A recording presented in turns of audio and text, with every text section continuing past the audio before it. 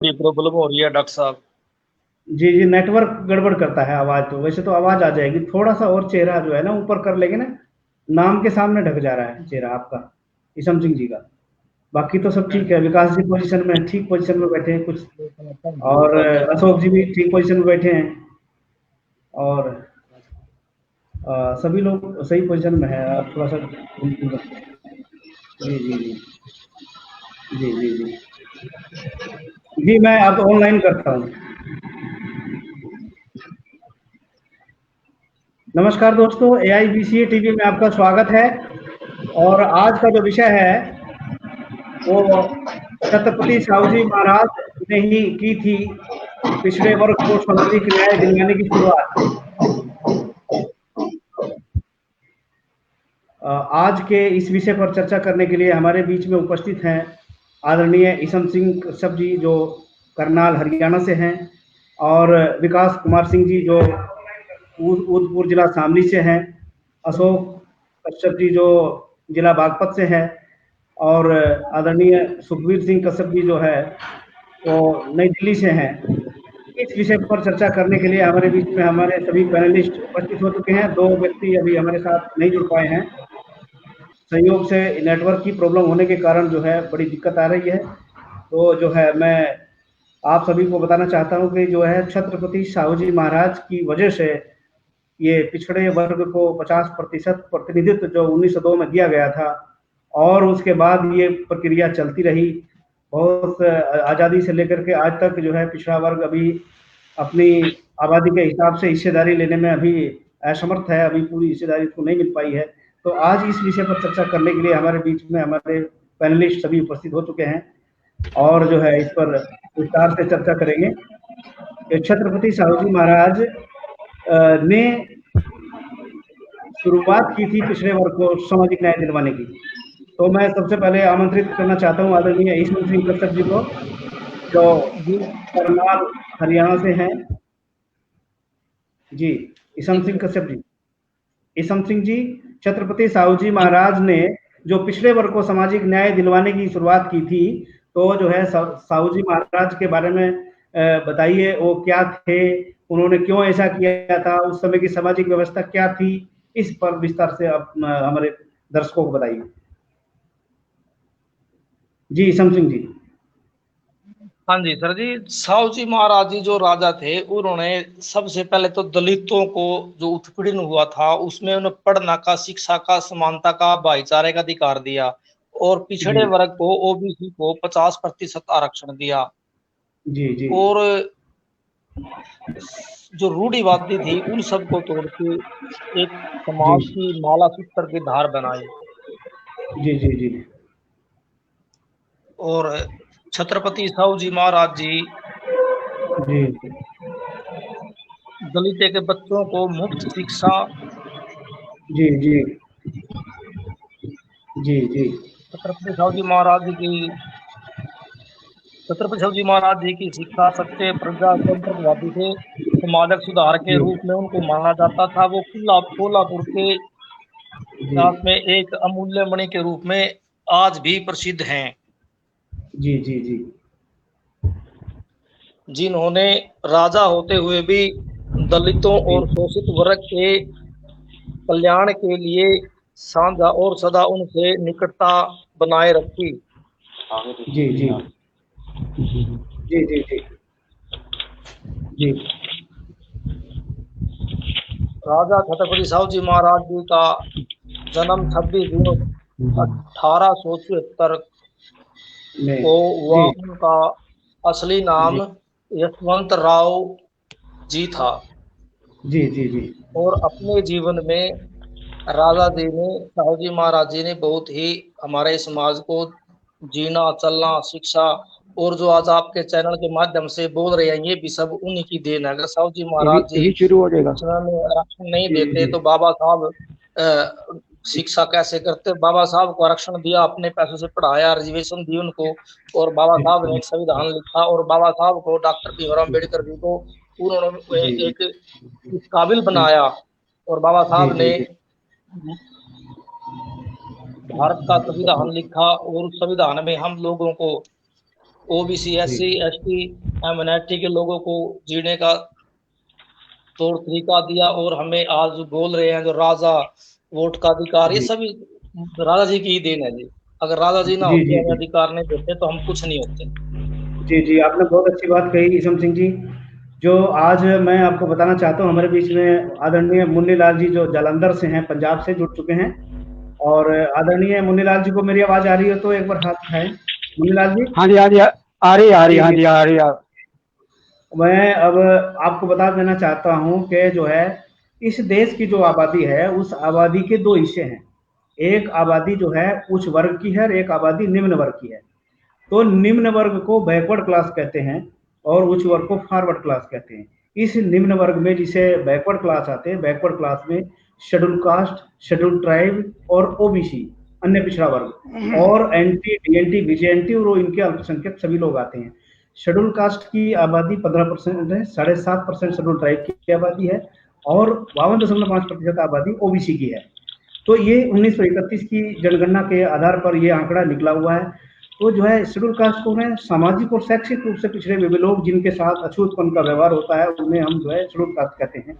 सामाजिक और शैक्षिक रूप से पिछड़े हुए लोग जिनके अंदर कबीलाई गुण है, जिनके अंदर कबीलाई गुण है, ट्राइबल ट्रेट है, वो शेड्यूल ट्राइब के लोग कहे जाते हैं। और जो एससी नहीं है, एसटी नहीं है, ब्राह्मण नहीं है, क्षत्रिय नहीं है, वैश्य नहीं है और जो है सामाजिक और शैक्षिक रूप से पिछड़े हुए हैं, वो कहलाते हैं ओबीसी, अन्य पिछड़ा वर्ग, अदर बैकवर्ड क्लास।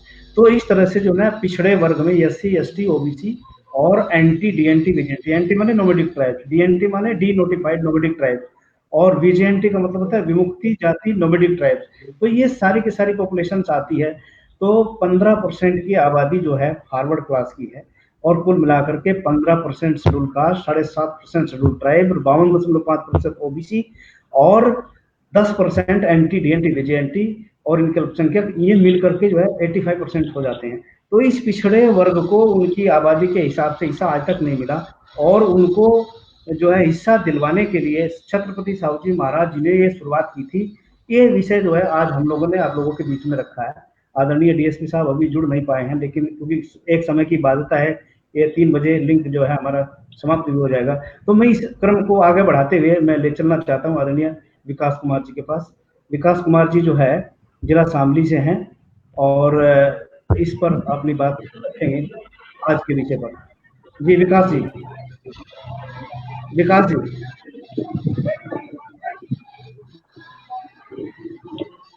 जी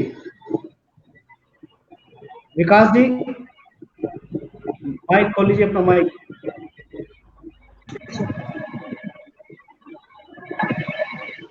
जी, जी सभी सामाजिक जी जी विकास जी, माइक माइक अनम्यूट है आपका, म्यूट कर लीजिए, अनम्यूट कर लीजिए, म्यूट है, माइक म्यूट है। जी जी आवाज आ रही है? जी जी आवाज आ रही है। सर, छत्रपति साहू जी महाराज ने जो है सामाजिक योगदान में इतने सारे मतलब हमारे इतने योगदान दिए हैं, जैसे अछूत व्यवहार किया जाता था हमारे समाज के साथ में। जी जी और जी जो पिछड़े वर्ग के लोग हैं, जी इन्होंने एक प्रेरणा लेके आए सबके लिए, एक जी संकल्प किया कि भाई हम लोग जो है इस छुआछूत को, ये जो भेदभाव हो रहा है जी हमारे साथ में, जड़ से मिटाएंगे। और ये कई हद तक का जो है जी काम में जो है सफल हुए हैं, जिस कारण जो है जी जी कि आज ओबीसी आरक्षण को लेके उन्होंने 50% ओबीसी आरक्षण दिलाया। जी जी प्लीज कंटिन्यू।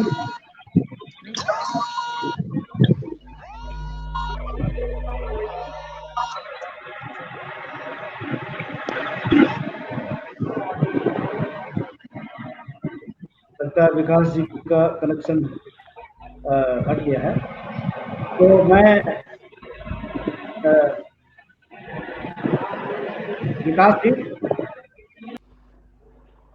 जी, तो मैं चलना चाहता हूँ आदरणीय मुन्नीलाल जी के पास। मुन्नीलाल जी हमारे इस समाज के बहुत ही बड़े चिंतक हैं और ये अपनी समिति के मीडिया प्रभारी भी हैं, पंजाब से हैं, जालंधर से हैं, और हमारे महापुरुषों पर आपकी हमेशा सोशल मीडिया पर टिप्पणी आती रहती है, अच्छे आप जानकार हैं। मैं निवेदन करना चाहता हूँ आदरणीय मुन्नीलाल जी से, वो जो है हमारे आज के इस विषय पर हमारे दर्शकों को बताइए कि छत्रपति साहू जी महाराज ने जो शुरुआत की थी पिछड़े वर्ग को सामाजिक न्याय देने की, तो जो है उस छत्रपति साहू जी महाराज को ऐसा क्या लगा जो उन्होंने ऐसा काम किया? जी। सबसे पहले मैं अपने सभी महानुभावों को नमन करता हूँ जिन्होंने आज मुझे समय दिया है। मैं उन महापुरुषों को नमन करता हूँ जिनके कारण आज हमें आज़ादी मिली है, बोलने का समय मिलने है। क्योंकि एक समय था हम राजा हुआ करते थे, लेकिन कुछ कारणों से हमें हमारी जुबान बंद कर दी गई। मैं महात्मा बुद्ध, छत्रपति शिवाजी महाराज, छत्रपति साहू जी महाराज, महात्मा ज्योतिराव फूले जी, सावित्रीबाई फूले जी और पेरियर स्वामी महाराज नायकर जी और महाराजा बड़ौदा और बाबा साहब अम्बेडकर का बहुत बहुत धन्यवाद करता हूँ कि उनके कारण ही हमें आज शिक्षा का अधिकार मिला है, बोलने का अधिकार है मिला है।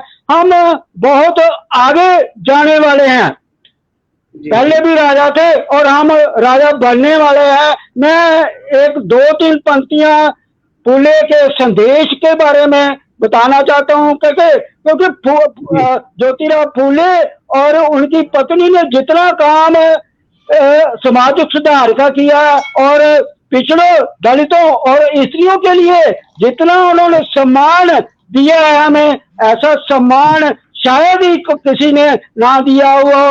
फूले जी कहते हैं कि विद्या के बिना मती गई, जी जी जी, विद्या के बिना मती गई, मती के बिना नीति गई, नीति के बिना गति गई, गति के बिना वित्त गया, वित्त के बिना वित्त के बाद में शूद्रों का पतन हुआ। ये सब अनर्थ अविद्या के कारण हुआ।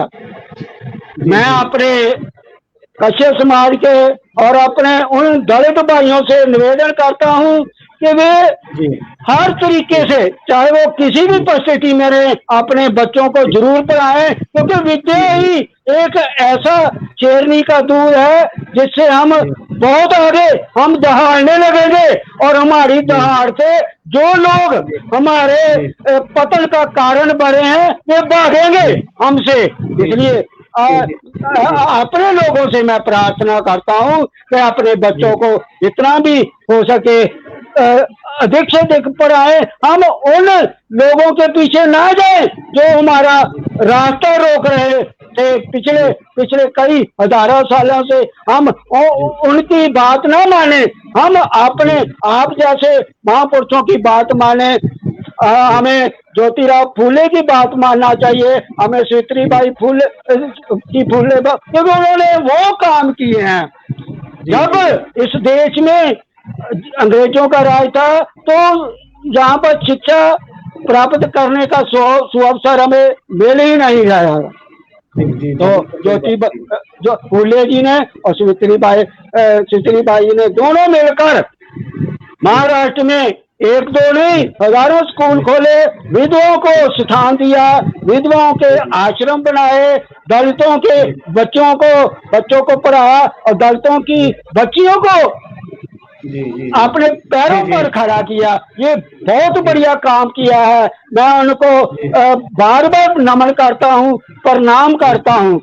हाँ जी जी जी जी जी जी, बहुत अच्छी बात रही कि आज उन्हीं महापुरुषों की वजह से आज हम लोग हैं जिन्होंने इस दबे कुचले वंचित समाज को शिक्षा में, नौकरी में और जो है इस सामाजिक सम्मान दिलाने में जो आगे किया है, उन्हीं की एक क्रांति का एक परिणाम है। आदरणीय मैं चलना चाहता हूँ सुखबीर सिंह जी जो दिल्ली से हैं और बहुत ही बड़े सामाजिक कार्यकर्ता हैं और समाज को लीड करने वाले हैं। आदरणीय सुखबीर जी, आज के विषय पर चर्चा करने के लिए हमारे दर्शकों को बताइए। जी जी, सबसे पहले मेरे बुद्धिजीवी वर्ग के पैनल को सादर प्रणाम। और हमारे सभी महापुरुषों को आदर सहित नमन करते हुए महाराज साहू जी महाराज ने जो एक सामाजिक समरसत्ता का एक उदाहरण पेश किया, और उन्होंने जो है सबसे पहले 50% आरक्षण अपने दरबार में पिछड़े वर्ग को, ओबीसी, SC, ST को दिया, और जो है उन्होंने काफी सामाजिक सुधार के कार्य किए। तो महाराज ने बेगार प्रथा पर रोक लगाई और उसके बदले वेतन देने की वो भी लागू की, रूल एंड रेगुलेशन, और शोषित पीड़ित समाज के गरीब की लड़ाई उन्होंने लड़ी। और अपनी रियासत में जो एक उच्च वर्ग का, उनका उस समय तक उच्च वर्ग का एक एकाधिकार था, उसको भी कहीं ना कहीं उन्होंने जो 50% आरक्षण देकर और ओबीसी को और इनको मान सम्मान दिया। जी जी जी जी जी। तो साहू जी महाराज सामाजिक जो बुराइयां और कुरीतियां थी उनको भी उन्होंने दूर किया, और काफी उनके प्रयासों से ही हमें आज बाबा साहब अम्बेडकर द्वारा जो संविधान मिला, उसी के कारण आज हमारी जो एक मौलिक अधिकार, अभिव्यक्ति का अधिकार है, और जिसके कारण हम सब आप आज बोल रहे हैं, जुड़े हुए हैं, और सोशल मीडिया पर अपनी बात को रखने का अधिकार, हर चीज पर हम बोल सकते हैं। ये एक बहुत बड़ा उनका सामाजिक उसमें योगदान रहा। जी जी, बहुत अच्छी बात कही कि जो आज सामाजिक क्रांति का जो दौर उन्होंने शुरू किया था, उसी क्रांति के फलस्वरूप आज हम जो है आज एक दूसरे के साथ बैठ करके अपनी बातें शेयर कर रहे थे, क्योंकि जो है ये जो गरीब तबका है, ये जो वंचित समाज है, ये जो है जिसे शासन प्रशासन में, धन धरती में, रोजी और रोजगार में प्रतिनिधित्व एकदम जीरो के बराबर था, और बिल्कुल भी इसे नहीं था। बताया जाता है कि 99% जो है छत्रपति साहू जी महाराज के 26 जुलाई 1902 से पहले 99% जो है अधिकारी ब्राह्मण थे, उनके मंत्री ब्राह्मण थे। उन्होंने उस पीड़ा को देखा, उनके साथ कई घटनाएं घटी, तो जो है उन्होंने 26 जुलाई 1902 को 50% का जो आरक्षण दिया था, और वो इसी बात को ध्यान में रख के दिया था कि ये जो इतना बड़ा वंचित तबका है, सामाजिक न्याय से वंचित है, तो ये सब बातें हैं। तो इस बात की जानकारी हमारे इस पिछड़े समाज को ठीक तरह से नहीं हो पाई। यदि उनको उनके किए गए कामों की जानकारी अगर ठीक तरह से होती, तो शायद आज भी हम देख रहे हैं कि शासन प्रशासन, न्यायपालिका में और जो है रोजी रोजगार में, धन धरती में हिस्सा आज भी बहुत कम है। तो इसी की वजह से, इसके ना जानकारी होने की वजह से, इन महापुरुषों के द्वारा चलाए गए आंदोलन की जानकारी ना होने के कारण ही ऐसा हो पाया, जो आज हम भी जो है अछूत है। मैं ले चलना चाहता हूँ आदरणीय अशोक जी के पास, जो बागपत से हैं और सामाजिक कार्यों में आपकी गहरी रुचि है। आदरणीय अशोक जी, छत्रपति साहू जी महाराज के द्वारा ये किए गए कार्यों के बारे में हमारे दर्शकों को आप बताइए, अपने समाज को जागृत करिए। आदरणीय अशोक जी। जी प्रोफेसर साहब, सबसे पहले आपको धन्यवाद बहुत बहुत कि आपने मुझे समय दिया, और उसके बाद में मेरे जो हमारे साथी गण हैं, इन सबको प्रणाम। जी प्रोफेसर साहब, जैसे बताते हैं कि छत्रपति साहू जी भाई जो है कोल्हापुर के राजा रहे हैं। जी जी। तो उनमें उनके बारे में जो बताया जाता है, जो सुना है हमने, कि वे एक, पहले तो ये मैं बता दूं, वे एक शूद्र परिवार से ही ताल्लुक रखते थे। जी जी जी। मैं एक यो शूद्र परिवार, जब वे 3 वर्ष के थे, तो उनकी माता जी का देहांत हो गया था। उन्हें जो है, जो वहां के राजा साहब थे, उन्होंने गोद लिया था उन्हें। जी जी, गोद लिया था, बिल्कुल। तो उनके अंदर, हाँ जी, उनके अंदर जो भावना आई थी, तो वो शूद्र हैं, तो भावना तो उनके अंदर, खून तो वही है। तो उन्होंने उस चीज के लिए, जो दलित वर्ग है या ओबीसी वर्ग है, उसके लिए जो उन्होंने आवाज उठाई है, वो सबसे पहले साहू जी ने ही उठाई है। मैं इसमें कोई अतिशयोक्ति नहीं होगी कि यदि साहू जी ना होते तो अंबेडकर साहब भी शायद कुछ ना कर पाते। ये अतिशयोक्ति हो, क्योंकि उन्होंने, हाँ जी, क्योंकि उन्होंने इस तरह का कार्य किए हैं। उन्होंने ये कहा है कि भाई दलित को उनका हक अपने आप नहीं मिलेगा, दलित को लड़ना पड़ेगा जब उनका हक मिलेगा। जैसे कि बताते हैं कि उन्होंने जो है, जो उनके यहाँ कोई काम करता था, उनके लिए भी काफी हेल्प की है। तो इसमें उन्होंने एक काम और किया है कि उन्होंने जो है, उन्हीं के समय में सबसे पहले जो प्राथमिक शिक्षा हुई है, प्राथमिक शिक्षा जिसे बोलते हैं, निःशुल्क और लागू जो हुआ है, नियम वो उन्हीं के समय का अध्ययन है सर। दूसरी बात, उन्होंने दलितों के लिए, पिछड़े वर्ग के लिए, गरीबों के लिए तो छात्रावास खुलवाए गए हैं उनकी पढ़ाई के लिए। और जो 1902 में जो आरक्षण प्रदान किया गया 50%, जो आरक्षण प्रदान किया गया पिछड़ी जातियों के लिए, वो सबसे पहले उन्होंने ही लागू किया है। जब उन्होंने देखा कि भाई यहाँ तो ब्राह्मणवाद चल रहा है, क्योंकि जो ब्राह्मणवाद और मनुस्मृति शुरू से चलती हुई है, चली हुई है, लेकिन हम लोगों के लोग वे जो है इस बात को समझ नहीं पाए और इसलिए हम लोग आगे नहीं बढ़ पाए। जो लोग दलित लोग जो है वे समझ गए, वे आगे बढ़ गए। ठीक है जी। और इसमें एक बात और कही थी उन्होंने कि जैसे जो धार्मिक स्थल होते हैं, इनमें जो पुजारी होते हैं, इनमें कहाँ आरक्षण है? पुजारी में ब्राह्मण जाता है, लेकिन उन्होंने पहली बार अपने समय में रहते हुए ये नियम लागू करा था कि मंदिरों में पुजारी भी जो है शूद्र भी हो सकते हैं, ओबीसी भी हो सकते हैं, दलित भी हो सकता है। सबसे पहले उन्होंने ये सर लागू किया था। तो मैं समझता हूँ कि साहू जी का जो योगदान रहा है पिछड़े वर्ग के लिए, वो बहुत ही सराहनीय रहा है और उन्हीं की देन है कि आज यो इस स्थिति तक भी है ना, तो उन्हीं की वजह से है, जो मैं समझता हूँ। जी अशोक जी, आपने बहुत अच्छी बात की। उन्होंने शिक्षा का द्वार खोला है इस दबे कुचले वंचित समाज के लिए, क्योंकि जो है शिक्षा जो है शिक्षा से बुद्धि का विकास होता है, बुद्धि से विवेक का विकास होता है, विवेक से न्याय का विकास होता है, न्याय से निर्णय बनता है, निर्णय से नेतृत्व बनता है। तो इस प्रकार जो है उन्होंने शिक्षा की व्यवस्था करके, इस दबे कुचले वंचित समाज में शिक्षा की व्यवस्था करके उन्होंने इस समाज को नेतृत्वशाली बनाने के लिए, नेतृत्व युक्त बनाने के लिए काम किया था। क्योंकि शिक्षा से बुद्धि, बुद्धि से विवेक, विवेक से न्याय, न्याय से निर्णय, निर्णय से नेतृत्व बनता है। तो एक इसी समाज का नेतृत्व करने वाले नेता बनाने के लिए उन्होंने शिक्षा की व्यवस्था की थी।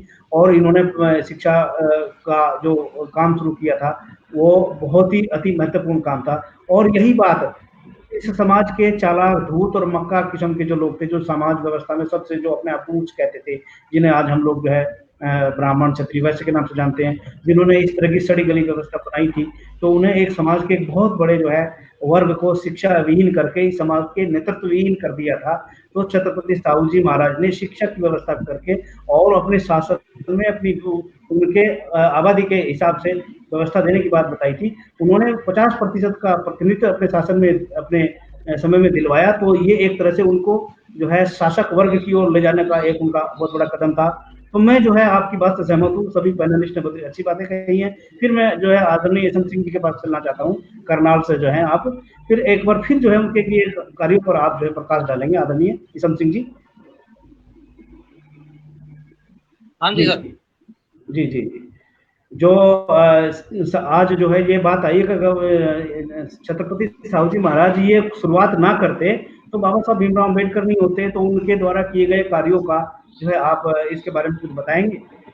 जी बिल्कुल जी, अगर साहू जी महाराज नहीं होते तो बाबा साहब भी नहीं होते, और हम यहाँ नहीं बोल पाते, हमारा बोलते शोषण तो हो ही रहता है, ऐसे ही होता रहता हमारा। आपने ने पहले बोल दिया कि सबसे बड़ी कमी तो ये रही है कि हमारे समाज ने साहू जी महाराज को, कबीरदास जी को, जो क्रांतिकारी संत हुए हैं, बाबा साहब जी को, परिहार जी को, किसी ने पढ़ा ही नहीं, उनके बारे में जाना ही नहीं, इसलिए हम सबसे पीछे रहते थे। हमारा मूल कारण शिक्षा रहा। जी जी जी जी, यही कारण रहा कि हाँ, ये मतलब आपका कहना ये है कि हमारे समाज में, हमारे इस दबे कुचले समाज में, इस ओबीसी समाज में तो जो है ज्योतिराव फुले को, साहू जी महाराज को, पेरियार साहब को, बाबा साहब भीमराव अम्बेडकर को, कबीरदास जी को, रैदास जी को, इनके लिटरेचर को इन्होंने पढ़ा नहीं, और ना पढ़ने के कारण ही ये समस्या आई कि इन्होंने इन समाज के लिए क्या काम किया था। तो मैं आपसे जानना चाहता हूँ इन लोगों को क्या करना चाहिए, अब क्या करना चाहिए? अब तो जागृति है, अब तो मानो किताब भी उपलब्ध हो जाती है, अब तो जो है इनको कुछ न कुछ जागरूक होना ही चाहिए ना। जी यशवंत सिंह जी। बिल्कुल जी, तो बाबा साहब ने मूल मंत्र दिया हुआ है, शिक्षित बनो, संघर्ष करो, संगठित रहो।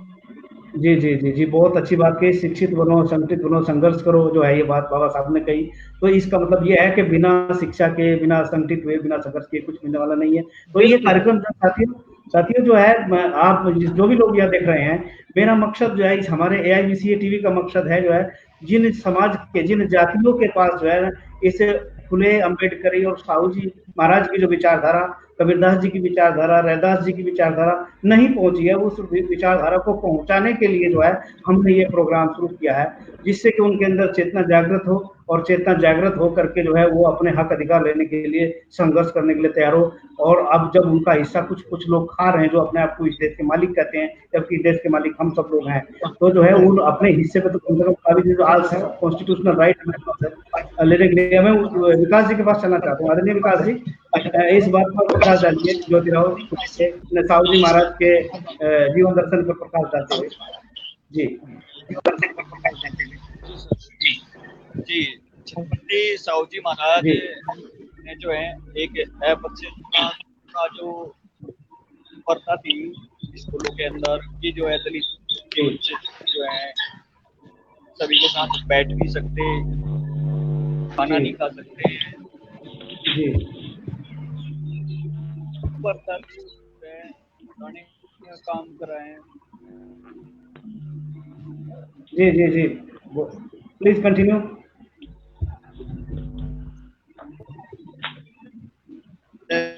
छत्रपति साहू जी महाराज के द्वारा जो है लागू कराई गई अपनी कार्यकाल से दूसरा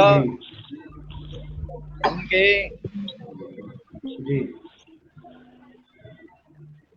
समय में जो स्त्रियों पे जो अत्याचार होते थे उनके लिए पहले कोई नियम नहीं थे। जी जी जी, बिल्कुल नियम नहीं था। कठोर नियम आए अपने समय में जो है स्त्रियों पे जो है अत्याचार जो है कम हो सके और भी एक अच्छा जीवन व्यतीत कर सके। जी जी जी जी, बिल्कुल सही बात है। जी विकास जी, प्लीज कंटिन्यू। मेरा तो ये है कि महाराज जी अब हमारे इस कश्यप समाज को क्या करना चाहिए? जी जी जी जी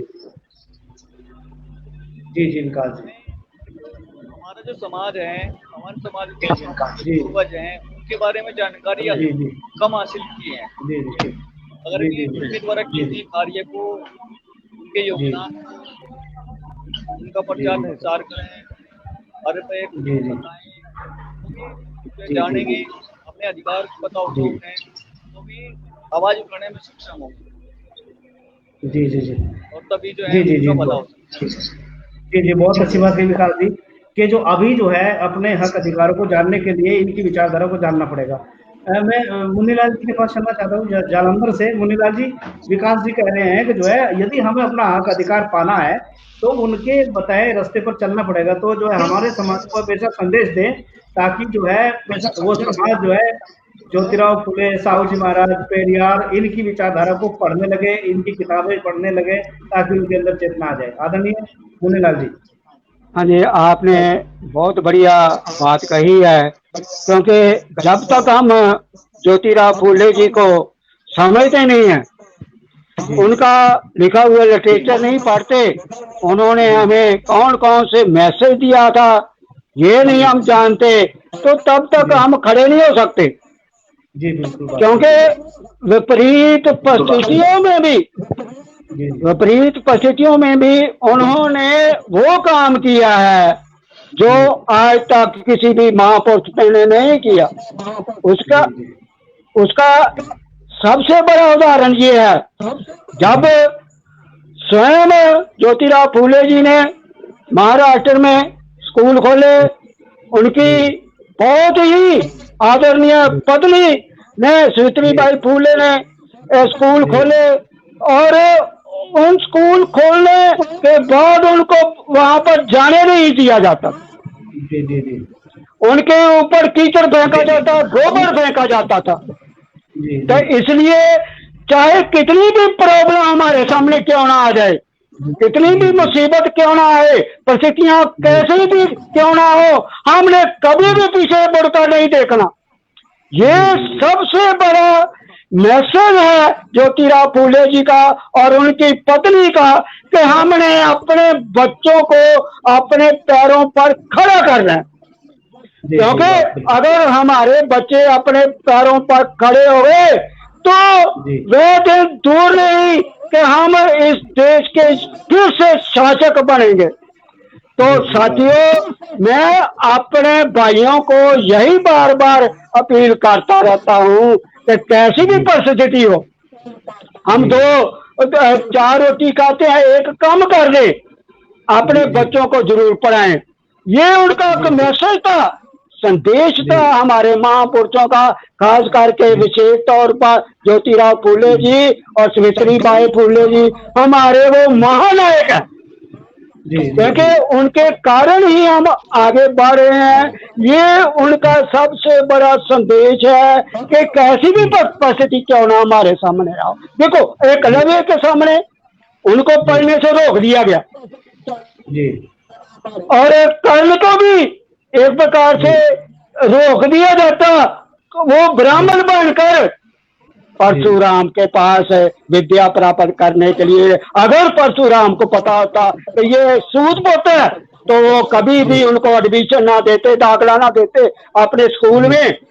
तो ये बहुत बड़ी विशेषता है अपने फूले साहब और सावित्रीबाई की, कि उन्होंने हमें अपने पैरों पर खड़े होने के लिए एक प्रेरणा दी है, और वो हमारे लिए एक ज्योति स्तंभ है, प्रकाश स्तंभ है। वो हमें प्रकाश दे रहे हैं, सूरज की प्रकाश की भांति हमें रोज जब हम सुबह में उठता हूँ, तो मैं तो सबसे पहले अपने महापुरुषों को प्रणाम करता हूँ, चाहे वो गौतम बुद्ध हैं, ज्योतिराव फूले हैं, सावित्रीबाई फूले हैं और बाबा साहब हैं। इनको सुबह उठकर यही मेरे मंदिर है, यही मेरे ईश्वर है, यही मेरे भगवान है, मैं सबको अपना मानता हूँ। यही हमें प्रेरणा देंगे और इन्हीं के प्रेरणा से हमारे बच्चे जो शिक्षित होंगे और अपने पैरों पर खड़े हुए। ये ज्योतिराव फूले जी का संदेश जो है, ये पूरे भारतवर्ष में जा रहा है और जाएगा, और हम हमारे बच्चे पढ़ेंगे और आगे बढ़ेंगे। यही उनका संदेश था और यही वो चाहते थे। हाँ जी जी जी, बहुत अच्छी बात कही कि जो है शिक्षा से जो है जागृति आती है और महापुरुष हमारे लिए रोशनी बनकर आते हैं। जैसे जिस प्रकार सूरज जो है पूरे संसार को रोशनी देता है, इसी तरह से हमारे महापुरुषों ने रोशनी दिया हमारे समाज को जागृत करने के लिए। साथियों, मैं आपको बता देना चाहता हूँ, ये जो है छत्रपति साहू जी महाराज की जयंती 26 जून को होती है। तो 26 जून को जयंती के अवसर पर हमने एक कार्यक्रम पूर्व संध्या पर किया था 25 तारीख में, जिसमें उनका जीवन संघर्ष पर बहुत एक गोष्ठी कराई गई थी, जिसमें गोष्ठी में विद्वान साथी लोग आए थे। उसके बाद जो है ये पूर्व संध्या पर 25 तारीख में कार्यक्रम था। दूसरा जो है 26 तारीख में कवि सम्मेलन हम लोगों ने कराया था, और तीसरा आज जो है एक सामान्य चर्चा के लिए उन के ऐसे समाज को, ऐसी जातियों को जिन्होंने अभी ज्योतिराव फूले का लिटरेचर पढ़ा ही नहीं, ज्योतिराव फूले का लिटरेचर नहीं पढ़ा, साहू जी महाराज का लिटरेचर नहीं पढ़ा, अम्बेडकर साहब का लिटरेचर नहीं पढ़ा, उनको उनका लिटरेचर पढ़ने की ललक कैसे पैदा होगी? उनको उनके लिटरेचर पढ़ने की ललक पैदा करने के लिए आज हमने ये जो है 26 तारीख का 27 तारीख का कार्यक्रम आप लोगों के बीच में हम लोग लेके आए, आपको आपसे सीखने के लिए कि आप लोग अपने समाज को ये शिक्षा देंगे कि बिना फुले, साहू, पेरियार, अंबेडकर और जो है कबीरदास, रैदास, बाबा साहब भीमराव अंबेडकर, इनका लिटरेचर पढ़े हमारे हक अधिकार हमको मिलने वाले नहीं, क्योंकि ये इनका लिटरेचर हमको ऊर्जा देता है और उस ऊर्जा से ही हम लोग संघर्षशील बन सकते हैं। ये पाखंड और जो है अंधविश्वास युक्त किताबें पढ़ करके हमारे समाज का भला नहीं हो सकता। इसी कड़ी में मैं चलना चाहता हूँ आदरणीय सुखबीर सिंह जी के पास। सुखबीर सिंह जी, इस बात को पुष्टि आप करिए, क्योंकि बिना महात्मा ज्योतिराव फुले, राष्ट्रपिता ज्योतिराव फुले, साहू जी महाराज, पेरियार और जो है बाबा साहब भीमराव अंबेडकर, कबीरदास, रैदास और तमाम हमारे जो दबे पिछड़े वंचित समाज के नाना दादू, ये जो संत हुए हैं, इनकी शिक्षा लिए बगैर जो है हमारे समाज का भला नहीं हो सकता। तो आप इस बात को जो है हमारे समाज को संदेश दीजिए कि उनको पढ़िए। जी सुखबीर जी। देखिए, हमारी जो नई जनरेशन है या हमारी जो आजकल के बच्चे हैं, पीढ़ी के लोग हैं, मैं उन सबसे निवेदन करता हूं कि ये साहित्य आज उपलब्ध है। हर समाज सेवी मुन्नीलाल जी अच्छा साहित्य वहां से उपलब्ध कराते हैं, और ये शायद परिचित ना हो, लेकिन मुन्नीलाल जी से मैं अच्छी तरह परिचित हूँ और मुन्नीलाल जी का मैं धन्यवाद करता हूँ, आप जैसे भाइयों का सबका धन्यवाद करता हूँ और अभी हाई कोर्ट का एक ऑर्डर आया है जिसकी कॉपी मेरे पास है, और उन्होंने कहा कि जो सबसे पवित्र पुस्तक है वो हमारा संविधान है। जी जी। हाई कोर्ट का आदेश है ये, और उसकी जो प्रतिलिपि वो मेरे पास मौजूद है, अगर आप चाहेंगे तो मैं आपको भेज दूंगा। तो संविधान के विषय में जानकारी होना जरूरी है बच्चों को, नई जनरेशन को और हमारे सभी वर्ग के लोगों को। और उससे क्या है कि हमारे हक अधिकार की जो लड़ाई है उसको लड़ने में और हमें आगे बढ़ने में मदद मिलेगी। और पूरी जानकारी शिक्षा का जो ईसम सिंह जी ने बात कही कि भाई प्रचार प्रसार लेट हुआ और नाम मात्र की थी, तो उसका ये एक कारण है कि आज भी हम पिछड़े हुए हैं औरों की अपेक्षा। जो आपने बात कही कि भाई बराबरी का दर्जा एक तरह से नहीं है धन में, दौलत में या जमीन में, जैसा कि अभी आपने कहा था। तो ये एक सबसे बड़ा कारण रहा कि शिक्षा का प्रचार प्रसार लेट हुआ या देर से हुआ या हम तक वो पहुंची ही नहीं। जो भी मनुवादी लोग थे या जो भी उस समय की वर्ण व्यवस्थाएं थी या जातिवाद था या दूसरा कोई भी वाद रहा हो, तो उससे बड़ा ये फर्क पड़ा। और जैसा कि आप जैसे बुद्धिजीवी लोग आजकल लगे हुए, और हम भी आप लोगों के माध्यम से और इस चैनल के माध्यम से ये कहना चाहते हैं कि भी जो हमारी जनरेशन नई आ रही है, पढ़ी लिखी जनरेशन है, इस साहित्य को अगर उपलब्ध कराने में कहीं आपको लगता है नहीं हो रहा तो हम लोगों से आप कहें, हम उसको उपलब्ध कराएंगे। और उसकी जानकारी होना बहुत जरूरी है। जी जी जी जी जी। जैसे आपने अच्छी बात की, जो नई जनरेशन है आज पढ़ लिख रही है, क्योंकि हमारे महापुरुष अब बार बार नहीं आएंगे, वो उनका दिया हुआ संदेश आज हमारे बीच में है, उनके लिटरेचर में, उनके साहित्य में है। यदि हम उनको, अपने जनरेशन को उनका लिखा हुआ साहित्य उपलब्ध नहीं कराएंगे, इस तरह की गोष्ठियां, चैनल और डिबेट नहीं कराएंगे, तो हमारे बच्चों को नहीं पता चल पाएगा कि उन्होंने हमारे लिए किया क्या था। मैं आप लोगों को बता देना चाहता हूँ, जैसे ऐसा जिस समय छत्रपति साहू जी महाराज थे, उस समय की जो सामाजिक व्यवस्था थी, उस सामाजिक व्यवस्था में जो है, जो भारत का चौथा वर्ण है जिसे शुद्ध वर्ण के नाम से जानते हैं, उनके गले में हड़िया, अछूतों के गले में हड़िया बांधी जाती थी, और जो है कमर में झाड़ू बांधी जाती थी। और इस तरह से जो है उनको मानव का दर्जा नहीं था, उनको जानवर का दर्जा दिया जाता था। महिलाओं के साथ अत्याचार होते थे। ये इतना ही नहीं, उनके घरों में जो महिलाएं थी उनके साथ भी अत्याचार होता था, वो भी उनको जो है बराबरी का दर्जा नहीं दिया जाता था। उसके साथ साथ जो है पढ़ने लिखने की कोई व्यवस्था नहीं थी किसी भी प्रकार की। तो जिस तरह की सामाजिक परिवेश था, और उस परिवेश में उनका हृदय द्रवित हुआ साहू जी महाराज का। साहू जी महाराज एक ऐसे राजा थे, उन्होंने, वो राजा तो जरूर थे, लेकिन उनका जो दिमाग था उस दबे कुचले वंचित समाज की पीड़ा से जो है ओतप्रोत था। इसीलिए उन्होंने जो है उनके उत्थान के लिए ये काम किया। मैं अशोक जी के पास चलना चाहता हूँ, आदरणीय अशोक जी, क्योंकि ये जब तक हमारे समाज में इस बात की जानकारी नहीं होगी, तब तक जो है वो जानकारी देने का काम हमारा और आपका ही होगा, कोई दूसरा बाहर से जानकारी देने नहीं आएगा। यदि हम भी बैठ जाएंगे हाथ पे हाथ धर करके, तो जितनी बातें आज हम लोग जान रहे हैं उतनी भी बातें नहीं जान पाएगा। तो मैं अशोक जी के पास चलता हूँ। अशोक जी जो है फिर से हमको साहू जी महाराज के जीवन दर्शन की बात बताते हुए अपने पर्सनल अनुभव बताइए। समाज का एक विभत्स रूप आपके सामने अभी भी दिखाई देता है। किसी दफ्तर में जाएंगे, वहाँ एक लाइन मिलेगी, और उसी के साथ साथ जो है एक लाइन खींची मिलती है कि ये ब्राह्मणों की लाभी है, क्षत्रियों की लाभी है, ये बनियों की लाभी है। नौकरी करने वाले लोग हमेशा इस बात से देखते रहते हैं। और आरक्षण को जो है लोग बाग कहते हैं कि बैसाखी है, बैसाखी नहीं है, ये बराबरी का हिस्सा है, हिस्सेदारी है, शासन में, प्रशासन में, न्यायपालिका में, धन में, धरती में, रोजी में, रोजगार में, ये सब है इस चीज के लिए। तो उस पर आप अपनी बातें कहें आदरणीय अशोक जी। ये प्रोफेसर साहब देखो, जैसे कि ये बताया है भाई, अंबेडकर साहब हुए, साहू साहब हुए, ज्योतिबा फुले जी हुए, जितने भी हमारे महान पुरुष रहे हुए हैं, देखो इन सब ने जो है जो शुरुआत जो की है, उन्होंने पहले भी ये कहा है, उन्होंने एक अपने उपदेश दिया है कि आप जतने भी दलित या पिछड़ा वर्ग है, उन्हें कोई भी चीज बिना संघर्ष के नहीं मिलने वाली इस युग में। क्योंकि जब साहू जी हुए, लोकमान्य गंगाधर तिलक जी हुए, ये हुए, तो इन्होंने क्या, इनका भी बहुत विरोध किया है लोगों ने, इनका उस समय भी इतना विरोध किया है। लेकिन ये क्योंकि भाई ये एक महान उसमें निर्भर का, लेकिन इन्होंने उसके बाद भी पिछड़े को और दलित को दिशा देने में अपनी कमी नहीं छोड़ी है।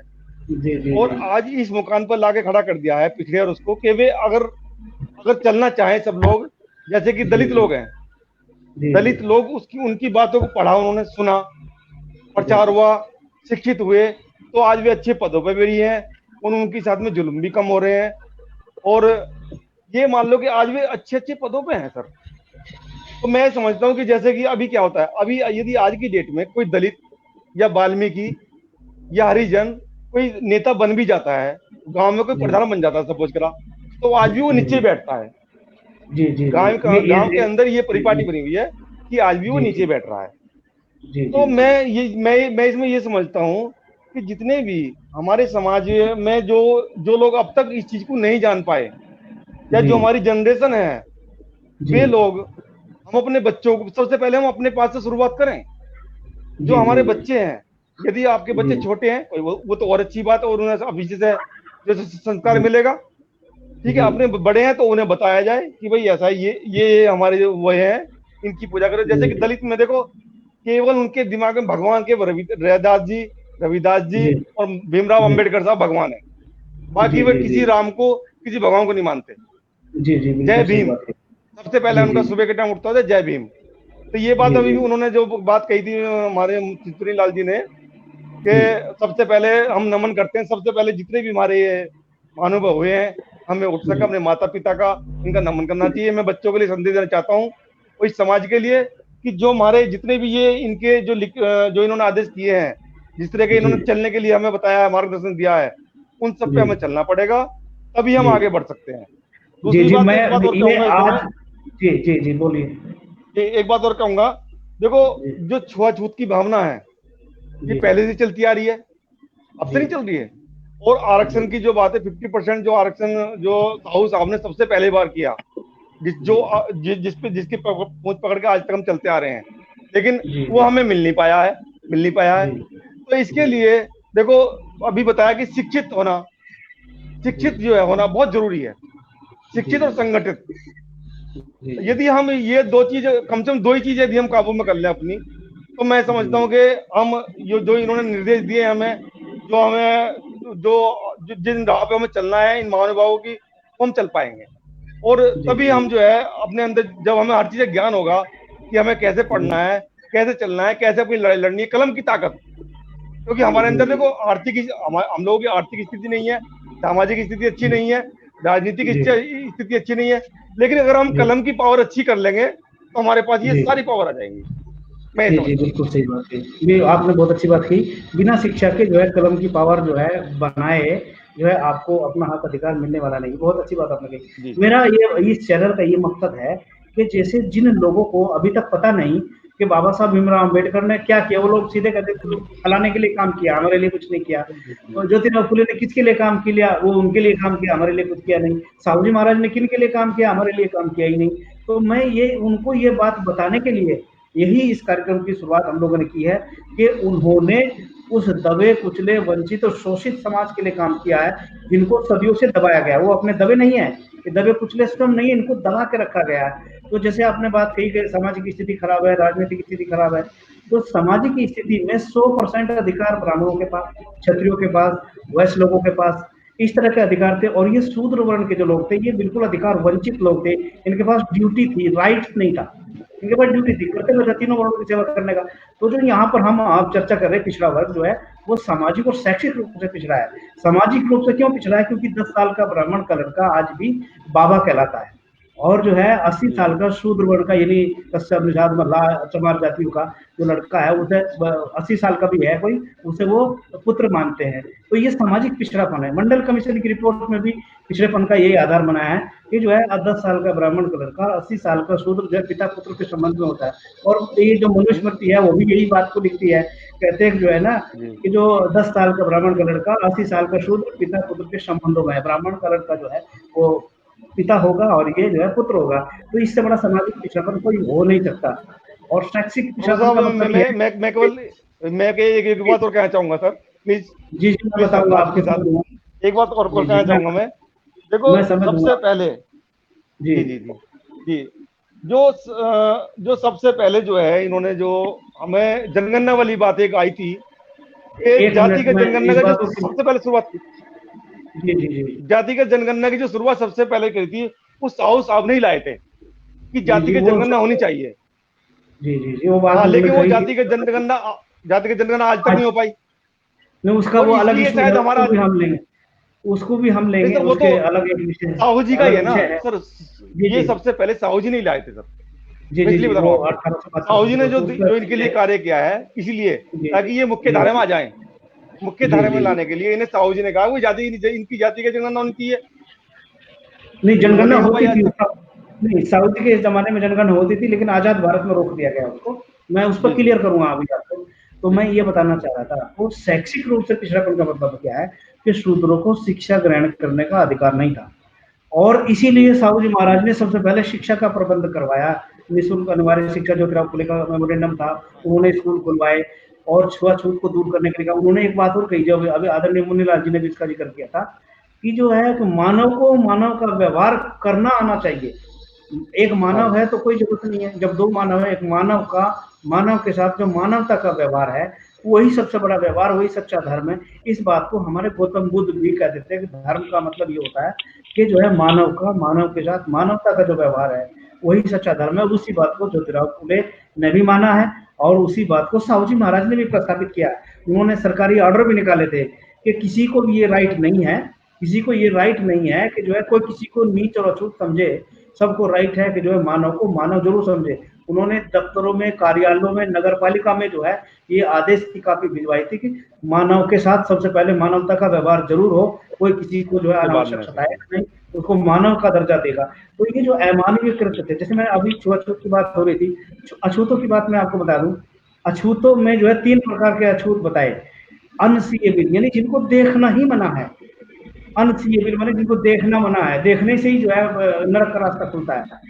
एक अनशैडोबल जिनकी परछाई से छूट लगती है, और एक है अनटचेबल जिनको छूने से लगती है। अब आप देख लीजिए, जिनको देखने से छूट लग जाती है, जिनको परछाई से छूट लग जाती है, वो खतरनाक है, और जो है जिनके छूने से छूट लग जाती है। तो ये इतनी बड़ी बड़ी मानवों की जो कैटेगरी बना दी गई थी। तो ये वो उस जमाने की बात है जिस जमाने में साहू जी महाराज थे। अनसीएबल यानी जिनको देखना मना है, उनको अपने भोजन की व्यवस्था करने के लिए रात में निकलना पड़ता था। अनसेडेबल जो जिनकी परछाई देखना भी बुरा था। तो इस तरह की अमानवीय कृत्य व्यवस्था जो है, ये जो मानवता को शर्मसार करने वाली व्यवस्था जो थी, तो कहता कि जिसको छूने से, परछाई से छूट लगती है, तो वो अपना भोजन का प्रबंध कैसे करेगा। और जो छूने से, जिसको छूने से होता है, जो आज तक भी है। और रही बात इसकी, जैसे नौकरी पेशा होने के बावजूद भी जो है आज यही कहते हैं कि भाई कौन है, हरिजन जात का दरोगा है। ये सामाजिक गतिशीलता का अभाव इसमें पाया गया है। तो मैं मनीष जी, ईशम सिंह जी के पास चलूंगा। ईशम सिंह जी, आप हरियाणा में हैं, तो हमारे आप जो है श्रोताओं को बताइए कि जो है हरियाणा में जो है हमारे इस संगठन में जो है, हमारे इस बैकवर्ड क्लास में या हमारी कश्यप निषाद जातियों में जो है इस तरह का प्रचार प्रसार आज भी जो दिखाई दे रहा है, वो अपनी बात को तो समझते नहीं है, लेकिन किसी दूसरे के द्वारा कही हुई बातों पर विश्वास कर लेते हैं कि ज्योतिराव फुले ने तो उनके लिए काम किया, अंबेडकर साहब ने तो उनके लिए काम किया, हमारे लिए काम किया नहीं। इस बात को आप बताइए कि उन्होंने सबके लिए काम किया। ईशम सिंह जी। हाँ जी सर जी, बिल्कुल जी, बाबा साहब ने सबके लिए काम किया है जी, और खासकर ओबीसी समाज के लिए, पिछड़े वर्ग के लिए तो उन्होंने अपने कानून मंत्री के पद से भी इस्तीफा दे दिया था। ये कश्यप समाज के बहुत ही कम लोग जानते हैं, क्योंकि हम बाबा साहब को पढ़ते हैं नहीं, उनको समझते हैं नहीं। और एक दूसरी बात जो ये है जी, हमारे खासकर कश्यप समाज हरियाणा में मैं ये देख रहा हूँ काफी 20 वर्ष के आसपास, एक ये लगी आ रही है कि कश्यप समाज चाहे भूखा रहे, उसको कावड़ लेके आनी है 10,000 रुपए, तो वहाँ वेस्ट करना ही करना है उसको। जी जी, बिल्कुल सही बात आपने कही जी। ये सब बातें इनको छोड़नी पड़ेगी, उस पैसे को अपने परिवार पे, अपने बच्चों पे, अपने भाई पे, बहन पे, शिक्षा पे लगाना पड़ेगा। जी जी जी जी जी, तब कहीं जाके हम इनकी बराबर में चैलेंज कर सकते हैं। और आपके चैनल के माध्यम से मैं अपने ओबीसी समाज को, अपने बैकवर्ड समाज को, कश्यप समाज को हाथ जोड़कर नम्र निवेदन करता हूं कि बाबा साहब को पढ़िए, साहू जी महाराज को जानिए, पहचानिए, पढ़िए। उसने आप लोगों के लिए क्या किया, वो क्या चाहते हैं, वो क्या आप लोगों को देखिए कि गए हैं। आप संविधान को पढ़िए। इस देश की मूल रीढ़ जो है भारत का भारतीय संविधान है, हम उसको जानते नहीं। जी जी जी, सबसे पहले हमें अपने भारतीय संविधान को जानना होगा सर जी के संविधान में हमारे लिए क्या है। बाबा साहब ने हमें भी कुछ दिया है क्या? जी होती है, तो क्या दिया हमें कैसे प्राप्त होगा, कैसे मिलेगा, उसके लिए हमें क्या करना पड़ेगा, उसके लिए क्या प्रोसीजर है। और इन सब का प्रोसीजर एक ही है, शिक्षा। शिक्षा वो शेरनी का दूध है भाई, जो शेरनी का दूध पिएगा वो दौड़ेगा, और दौड़ेगा तो लोग बिल में घुसेंगे। तो मेरा समाज के लोगों से हाथ जोड़कर नम्र निवेदन है, मैं बार बार आपके चैनल के माध्यम से अपने समाज को खासकर ये निवेदन कर रहा हूं मैं कि मेरे समाज के लोगों है, मेरे भाइयों, मेरी बहनों, मेरे बच्चों, मेरे बुजुर्गों, अपने बच्चों को, अपने साथी को, अपने भाई बंधुओं को शिक्षा की ओर अग्रसर करो। आप रोटी कम खाओ, कपड़े कम पहनो, सस्ते पहनो, मगर बच्चे को कुछ शिक्षा दो। जी जी जी, बिल्कुल सही बात है, बिल्कुल सही बात है। अब हमें समय अब हम समाप्ति की ओर जा रहे हैं। अब मैं कंक्लूडिंग रिमार्क की ओर चलता हूँ। विकास जी से चाहता हूँ कि आपका क्या संदेश है अपने समाज के लिए। 2 मिनट का समय आप सबको देंगे। विकास जी, अपने समाज के लिए संदेश दीजिए कि आप समाज को क्या करना चाहिए अपने हक अधिकारों के लिए। विकास जी। जी, मैं कहना चाहता हूँ अपने जो सामाजिक बंधु हैं, तो अपने क्षेत्र में जो एक्टिव रहते हैं, वो अपने आसपास जो है बच्चों को, उनके अभिभावकों को जो है जागरूक करें, क्योंकि बिना शिक्षा के देखिए, बिना शिक्षा के जो है जानकारी नहीं होती। बच्चों को जी, आपकी आवाज कम आ रही है। जी जी, आवाज आपकी कम आ रही है। जी जी जी, अब जी जी जी, कि बच्चों का जो है एडमिशन तो करा लेते हैं स्कूलों में, लेकिन उन्हें जो है घर पे उन पे ध्यान नहीं दिया जाता। कक्षा 8 या 10 करने 12 तक पढ़ा लिया, उसके बाद उन्हें अपने साथ में काम में लगा देते हैं। तो ऐसा नहीं करना चाहिए, क्योंकि अगर बच्चे शिक्षित होंगे, कम से कम ग्रेजुएट होंगे, वो अपने व्यवसाय को अपने शिक्षा के माध्यम से जो है अपना कर सकते हैं। जरूरी नहीं है कि मजदूरी करके ही कमाना है। जी जी जी जी जी जी, बहुत अच्छी बात कही। जी जी, अब मैं सुखबीर जी से चाहता हूँ। सुखबीर जी 2 मिनट में कंक्लूडिंग रिमार्क समाज पर लिए संदेश बताएं।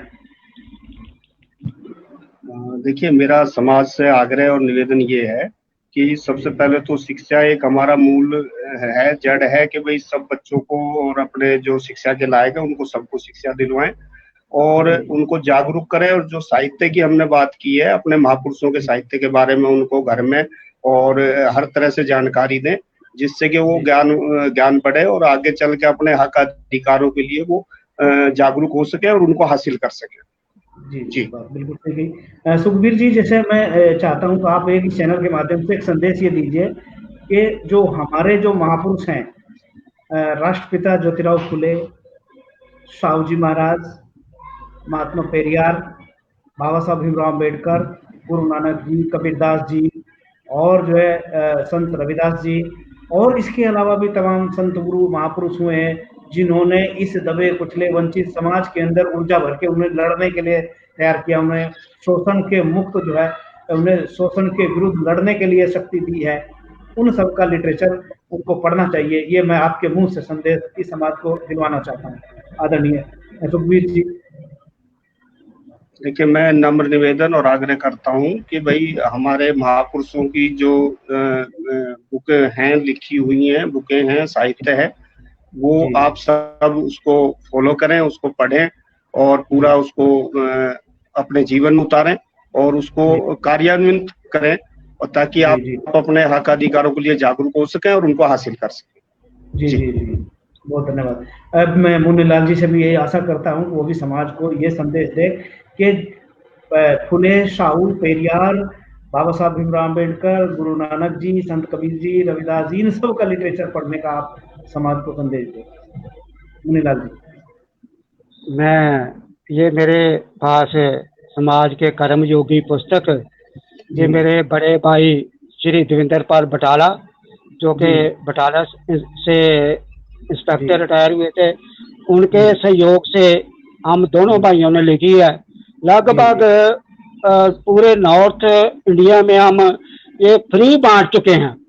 जी जी जी, हमने इसका कोई मूल्य नहीं रखा हुआ और हम जहाँ से भी हमें मैसेज आता है हम स्वयं अपने खर्चे से उस घर तक अपने भाइयों के पास भेजते हैं। इस प्रकार का जो लिटरेचर ये हमारे अपने महापुरुषों के हैं, 17 जो महापुरुष हैं ये अपने महापुरुषों के का लिटरेचर है, इसमें किसी और का नहीं है। तो एक ये हमारा जो लिटरेचर जो है ये हमारे बच्चों के पास पहुंचना चाहिए। और जो दान हम धार्मिक तथाकथित धार्मिक कार्यों में खर्च करते हैं, तीर्थों की यात्रा करते हैं और भंडारे करते हैं, रथ खींचते हैं, कावड़ उठाने का काम करते हैं, ये हमें लगभग बंद कर देना चाहिए। और ये जो धन है अपने बच्चों की पढ़ाई के लिए खर्च करना चाहिए। यही हमारे महापुरुषों का सबसे बड़ा संदेश था और यही मैं आज इस अवसर पर यही कहना चाहता हूँ कि हमने हमारे महापुरुषों ने जो कुछ कहा है हम उनका अनुकरण करें। जी, बहुत अच्छी बात कही। आपने कहा कि जो है जो गैर ये जो जिन्हें ये दो धर्म कहते हैं, इस तरह के गैर जरूरी कामों में धन खर्च ना करके अपनी शिक्षा में खर्च लगाएंगे, जैसे कावड़ उठाना, कथा, भंडारा, इस तरह का जो अनावश्यक जो ये कृत्य करते हैं इनको उन पर रोक लगानी चाहिए। और जितना खर्च इसमें आता है वो सारा का सारा जो है अपनी बच्चों की पढ़ाई में, उनकी शिक्षा में, उनके कपड़े में, उनकी ट्रांसपोर्टेशन में खर्च करने की आपने अपील की। मैं आपका इस चैनल के माध्यम से तहे दिल से शुक्रिया अदा करना चाहता हूँ। फिर मैं चलना चाहता हूँ आदरणीय अशोक जी के पास। अशोक जी आप भी कुछ ऐसा मैसेज दें। अब हमें समय समाप्ति की ओर है, 3 मिनट का समय हमारे पास बचा है, फिर हम अगले कार्यक्रम के लिए फिर तैयार होंगे।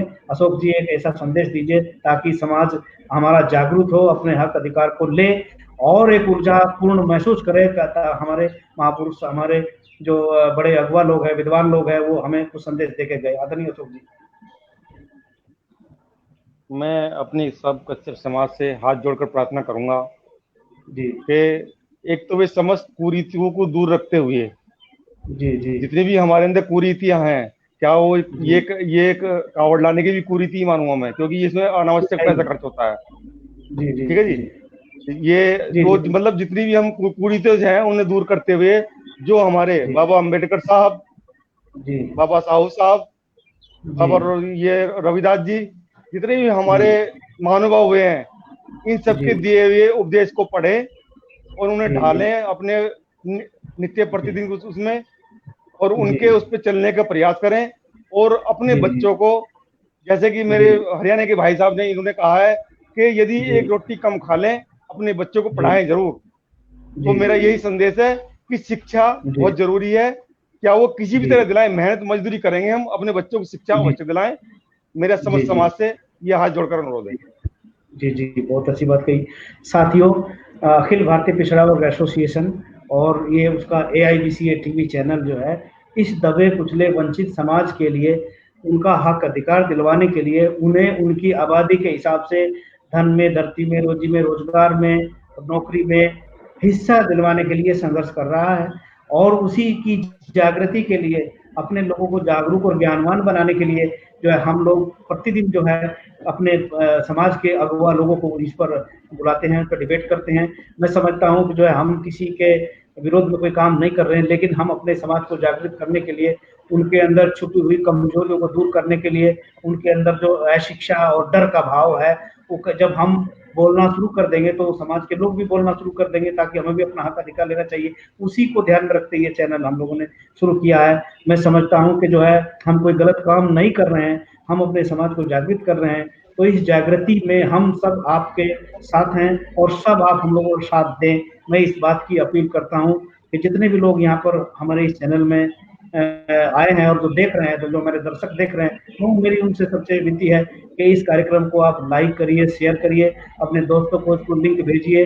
और साथ ही साथ बाबा साहब भीमराव अम्बेडकर, ज्योतिराव फुले, महात्मा पेरियार और साहू जी महाराज, इनके लिटरेचर को जरूर पढ़ें। यदि किसी को कोई कठिनाई आती है, किसी के पास लिटरेचर नहीं है, आप हमारी स्क्रीन पर जो है नंबर चलते हैं, मैं अभी आपको नंबर दिखा रहा हूँ, इस नंबर पर आप हमें मैसेज भेज देंगे।